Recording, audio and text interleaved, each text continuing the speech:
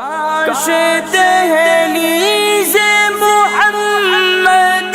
پہ بچھونا ہوتا، کتنا بے مثل میرا جاگنا سونا ہوتا۔ بسم اللہ الرحمن الرحیم، اللہم صلی علی سیدنا محمد وعلی آل سیدنا محمد وبارک وسلم وصلی علیہ۔ محترم ناظرین کرام، السلام علیکم ورحمۃ اللہ وبرکاتہ ومغفرتہ۔ الحمدللہ ثم الحمدللہ، ماہ ربیع الاول شریف کی برکات کو ہم سب حاصل کرنے کی کوشش کر رہے ہیں، اور اپنی زندگی میں، اپنے رویوں میں، اپنے عادات کو، اپنے اطوار کو، اپنے طور طریقوں کو نبی کریم صلی اللہ علیہ وآلہ وسلم کی تعلیمات کے مطابق ڈھالنے کی کوشش کر رہے ہیں۔ اللہ تبارک و تعالی ہماری من جملہ تمام کوششیں، کاوشیں اپنی بارگاہ عالیہ میں شرف قبولیت نصیب فرمائے۔ ناظرین کرام، ماہ ربیع الاول شریف کی نویں دن کے نویں ربیع الاول کے کیا خاص اعمال و وظائف ہیں، ان کا تذکرہ انشاءاللہ آج کی نشست میں ہم کریں گے، لیکن اس کے ساتھ ساتھ ناظرین کرام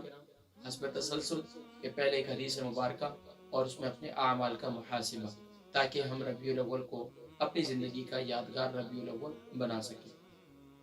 ناظرین کرام، حضور اکرم صلی اللہ علیہ وآلہ وسلم کی ایک بہت ہی پیاری حدیث مبارکہ کہ پیارے کریم آقا علیہ السلام کے پیارے صحابی سیدنا ابو ہریرہ رضی اللہ تعالی عنہ اس حدیث مبارکہ کے راوی ہیں۔ فرماتے ہیں بسم اللہ الرحمن الرحیم، عن ابی ہریرہ رضی اللہ تعالی عنہ قال قال رسول اللہ صلی اللہ علیہ وسلم من كانت له مظلمة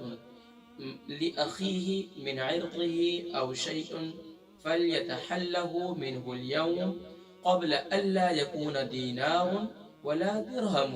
إن كان له عمل صالح أخذ منه بقدر مظلمته، وإن لم يكن له حسنات أخذ منه سيئات صاحبه فحمل عليه،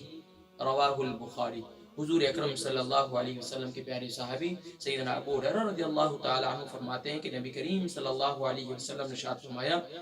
جس آدمی پر بھی اپنے دوسرے مسلمان بھائی کا کسی بھی طرح مسلمان بھائی کی عزت اور آبرو سے متعلق کسی بھی چیز سے متعلق کوئی بھی حق ہو، چاہے وہ عزت و آبرو سے متعلق ہو یا اس کے لین دین کے معاملات ہوں، فرمایا کسی بھی معاملے میں اس کا حق ہو، تو آج ہی سے پہلے اسے چاہیے کہ وہ اپنے معاملات کو سدھار لے، اپنے معاملے کو درست کر لے اور اس سے معاف کرا لے، کیونکہ فرمایا جس دن جب قیامت کا دن ہوگا، جس دن نہ دینار ہوں گے نہ درہم ہوں گے، اس دن سارا حساب کتاب نیکیوں سے اور گناہوں سے ہوگا۔ لہٰذا اگر ظلم کرنے والے کے پاس کچھ نیک عمل ہوں گے تو اس کے ظلم کی بقدر اس کی نیکیاں لے کر مظلوم کو دے دی جائیں گی۔ یعنی جو ظالم ظلم کرتا ہے، دنیا میں بڑے بڑے ظالم موجود ہیں جو ظلم کر رہے ہیں، طرح طرح کی لوگ ظلم سہ رہے ہیں، لیکن فرمایا کہ آپ مظلوم، آپ بالکل پریشان نہ ہو، کہ دنیا میں تو درہم و دنانیر کی وجہ سے، عہدے اور منصب کی لحاظ سے تو تم پر ظلم کر رہے ہیں، پریشان نہ ہونا، کل نیکیوں کا سودا اس کے ذریعے ہوگا، اس کے نامہ اعمال میں جتنی نیکیاں ہوں گی وہ مظلوم کو دے دی جائیں گی اور ظالم کے حصے میں اس کے گناہ ڈال دیے جائیں گے۔ فرمایا کہ اللہ اکبر، لہٰذا ظلم کرنے والے کے پاس کچھ نیک عمل ہوں گے تو اس کے ظلم کی بقدر نیکیاں لے کر مظلوم کو دے دی جائیں گی، اور فرمایا کہ اگر اس کے پاس نیکیاں نہیں ہوں گی تو مظلوم کے اتنے ہی گناہ اس پر ڈال دیے جائیں گے۔ بخاری شریف کے اندر یہ حدیث مبارکہ ہے۔ تو گویا کہ امت مسلمہ کو نبی کریم صلی اللہ علیہ وسلم مسلمانوں کے حقوق بتلا رہے ہیں۔ ناظرین کرام، آج عبادات کرنے کو لوگ عبادت سمجھتے ہیں، نماز پڑھنا، قرآن کی تلاوت کرنا، ذکر و اذکار کرنا، آپس کے معاملات کو صاف ستھرا رکھنا، ایک دوسرے کے حق تلفی کا خیال کرنا، یہ بھی عبادت ہے۔ اسی لیے نبی کریم صلی اللہ علیہ وسلم نے ارشاد فرمایا کہ ظالم،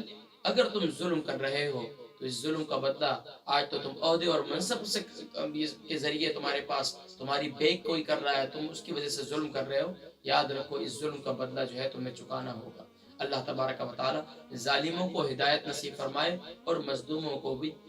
صبر عطا فرمائے، اور اللہ تبارک و تعالی ہم سب کو معاشرے کے اندر اپنے اعمال کی اصلاح کرنے کی توفیق نصیب فرمائے۔ ناظرین کرام، نویں ربیع الاول کے کیا خاص اعمال اور وظائف ہیں، ان کا تذکرہ آج کی نشست میں کریں گے۔ ناظرین کرام، پارہ 25 سورہ جاسیہ آیت نمبر 36 اور 37 ہے، اور یہ آیہ مبارکہ ناظرین کرام ان لوگوں کے لیے جو چاہتے ہیں، جو ظالم کے کسی شکنجے کے اندر ہیں اور مظلوم ہیں، جو اپنے کسی ایسے عمل کی وجہ سے بظاہر ان کی نیت ٹھیک تھی لیکن کوئی ایسا عمل سرزد ہو گیا جس سے ان کی عزت اور وقار میں کمی آ گئی، تو اللہ تبارک و تعالی ان آیات کی برکت سے دوبارہ ان کی عزت میں اضافہ فرمائیں گے، اور وہ سبحان اللہ عزت اور وقار اور عزت اور آبرو کو بڑھانے کے لیے اللہ اکبر قرآن جو روزانہ کے معاملات میں قرآن پڑھتا ہے تو اللہ اس کو تو عزتیں دیتے ہی ہیں، لیکن ایک آیہ مبارکہ جو ہے اللہ تبارک و تعالیٰ کے کلام کی، وہ بھی ایمان والے کو عزتیں دلاتی ہے۔ چنانچہ سورہ جاثیہ کی آیت نمبر 36 اور 37 اول آخر درود شریف کے ساتھ اسے صبح کے وقت میں 21 بار اور شام کے وقت بھی 21 بار پڑھنی ہے، اور وہ آیہ مبارکہ ہے بسم اللہ الرحمن الرحیم فللہ الحمد رب السماوات ورب الارض رب العالمین وَلَهُ الْكِبْرِيَاءُ فِي السَّمَاوَاتِ وَالْأَرْضِ وَهُوَ الْعَزِيزُ الْحَكِيمُ۔ فرمایا کہ اگر کسی کے لیے، بزرگ فرماتے ہیں کہ اگر یہ کسی کے لیے یہ عمل مشکل ہے تو ایک اور آیہ مبارکہ ہے پارہ 11 آیت نمبر 65 سورہ یونس کی آیت نمبر جو ہے 65 ہے، یہ ہے بسم اللہ الرحمن الرحیم وَلَا يَحْزُنْكَ قَوْلُهُمْ ان العزت للہ جميعا هو السمیع العلیم ولا يحزنك قولهم ان العزت للہ جميعا هو السمیع العلیم۔ اول آخر درود شریف کے ساتھ اسے 41 ٹائم پڑھیں گے صبح کے وقت میں، اور 41 ٹائم شام کو پڑھیں گے۔ اللہ تبارک و تعالی عزت اور وقار میں بھی اضافہ فرمائیں گے، اللہ تبارک و تعالی عافیت والی زندگی نصیب فرمائیں گے، اور ظالموں کے ظلم سے بھی اللہ تبارک و تعالی محفوظ فرمائیں گے۔ اللہ تبارک و تعالی ہم سب کو اعمال صالحہ اختیار کرنے کی اور دنیا میں رہتے ہوئے اپنے معاملات کو سدھارنے کی اور اپنے رویوں میں بہتری لانے کی توفیق نصیب فرمائے۔ ادری کرام، 10ویں ربیع الاول کی کیا خاص اعمال اور وظائف ہیں، انشاءاللہ ان کا تذکرہ اگلی نشست میں کریں گے۔ اپنی دعاؤں میں یاد رکھیے گا۔ السلام علیکم ورحمۃ اللہ وبرکاتہ۔